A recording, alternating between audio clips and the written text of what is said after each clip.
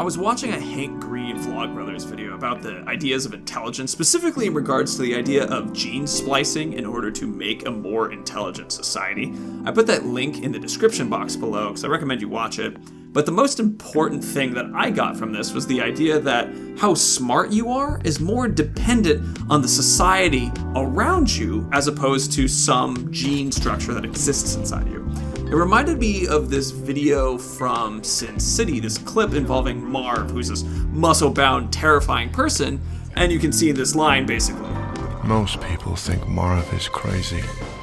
He just had the rotten luck of being born in the wrong century. He'd be right at home on some ancient battlefield swinging an axe into somebody's face. Or in a Roman arena taking a sword to other gladiators like him. Marv is born in an era that isn't good for him. He's not very powerful in regards to the idea of politics and being whatever it is in this world, but he would have been if he was a gladiator or soldier, and that's something that kind of connects me to that intelligence perspective that Hank Green was talking about. It's actually extremely personal to me too, so I have a job, or had a job, working in community management for video games. And I remember when I first got that position, my grandmother said to me, it's like, wow, you made us all look like fools getting a job in video games. We didn't expect you to do this.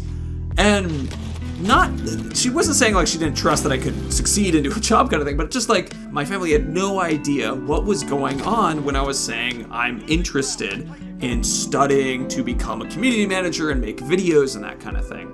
There's this Hopeful Parents Far Side Gallery clip, which shows this joke, September 2nd, 2005, all these video game jobs that would come out, and basically Gary Larson was making fun of the concept of people playing video games and getting jobs from them. The thing is, what's really interesting is that esports are billions of dollars now. Video games are bigger than movies. Links in the description again. And the thing is, as human beings, we constantly make this mistake. I'll make this mistake, you'll make this mistake. Basically, it's the idea that we can't predict what's going to be important in the future. Kind of going in Hank Green's discussion of the idea of like, what is smart? It's like, well, what's going to be smart tomorrow? I don't know. I got the job though. I became someone who's valuable to Warner Brothers, to Xbox, someone who they wanted to hire because of my skill set. This is something that I would not have got if I didn't take the time to play video games, to research, to become a creator. So what is intelligent or smart is really dependent on the societal influence. That's what we care about. So if I was like raising a kid now and they were going to be playing Minecraft and building things in Minecraft for the Minecraft store, I would recognize that as a legitimate skill and value. Now obviously you shouldn't necessarily use the idea of like, you just don't know, in the future my skills will be important. Like I'm not saying we do that. I'm saying that it's important that we consider the fact that it could be important and that we don't necessarily know or can predict what that's going to be.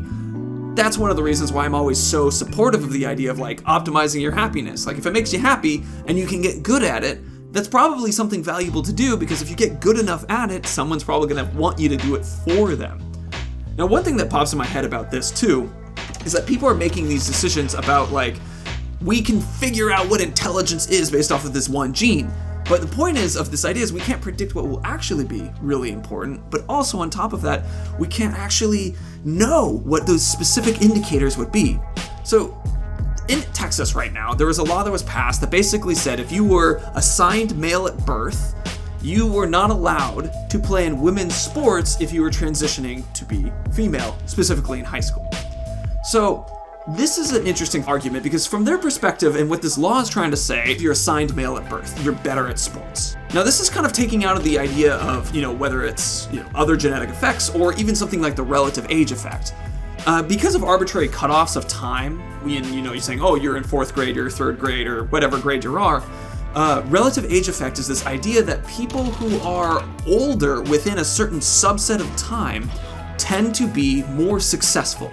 So for example, I was held back a year before I started in kindergarten because I had a late birthday, and that meant that if I started, I would be one of the youngest people in my grade. So instead, the decision was to choose to have me hold back a year in order to be able to have a better maturity start, rather than trying to be catching up to the best. And as a person who I am now, I definitely needed that. So this idea of the relative age effect is something that we see in tons of sports, specifically sports like hockey. In hockey, people who had a birthday that placed them to become older, when they actually start learning any hockey skills and talk to coaches and that kind of thing, generally were picked, and you find more of these birthdays in the beginning of the year, specifically because of how hockey itself works, because most of the time you find these more skilled people because they were just more mature, they were just bigger, they were just all these things when they were kids.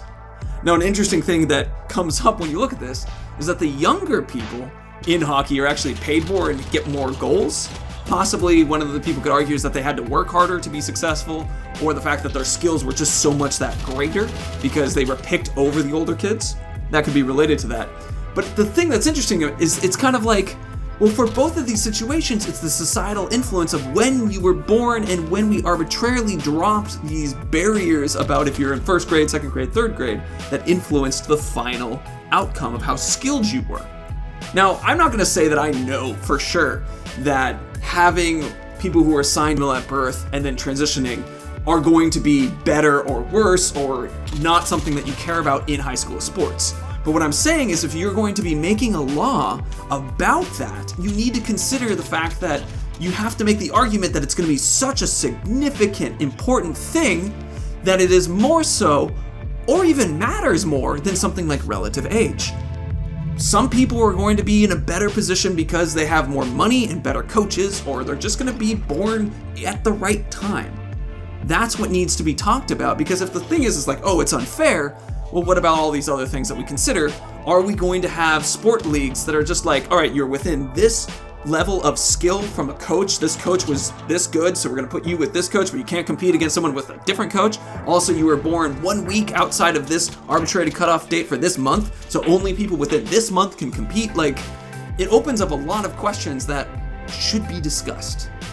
And that is an important thing for us to consider, because intelligence and skill is hard to nail down to a specific thing, and really, it's all dependent on if society likes that thing, considers it important, or not.